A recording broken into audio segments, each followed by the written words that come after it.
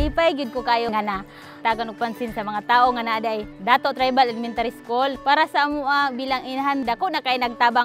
Kaning mga bata nato diri lisod gid kay sila unya ang uban pod nagpuyo sa pila ka bukid para lang makaabot sa eskwelahan.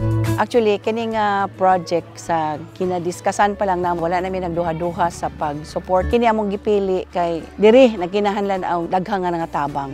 Lipay jud mi kaayo kay naagid mo personal nga ni anhi diri bisan sa kalayo or kasuok na kay sa among eskwelahan.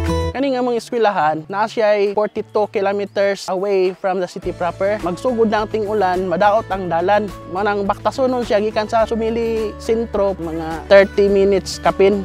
Naa diri ang poor of the poorest IP nato nga mga kabatan-unan. Pero malipayon ko kay maski pag lisod ilang kahintang, ngita gid sila og paagi nga makasulod. Pila ra gud na mga bata unya naay uban balay nga tabukonon pagsuba.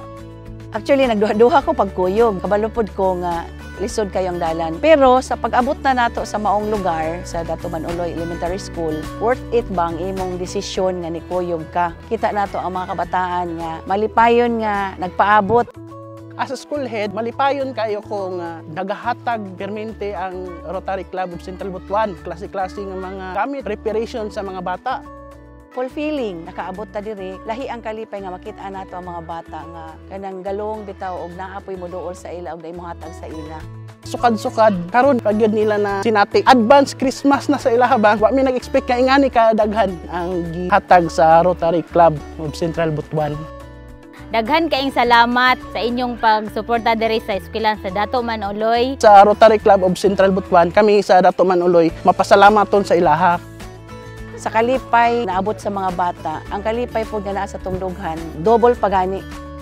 Seeing those faces nga magmalipayon tungod sa mga angko nila nga mga school supplies, bag, mga pagkaon. Some parents nga akong naistorya po, ingon gid sila nga dako na ni siya nga tabang sa amo. Kuan kay to kanang kuan kay sa tungdughan ba, no? So mapasalamaton ta sa Ginoo nga gitagaan tag puso, gitagaan pod ang mga resources para maka-share pod ta nga to sa uban. Kasama po ang aking mga kasamahan sa Rotary Club of Central Butuan. Kami po ay nagpapasalamat sa Panginoon una-una sa lahat dahil sa mabuting pagkakataong ipinagkaloob sa atin sa araw na ito, makabahagi sa isang mabuting layunin sa paggawa po ng mabuti. Sa pamamagitan po ng pagtulong-tulong ng mga kasamahan sa Rotary Club of Central Butuan ay napaligaya po natin ang atin pong mga kabataan. Na sana po ay masundan pa itong programang ito sa ibang mga community naman.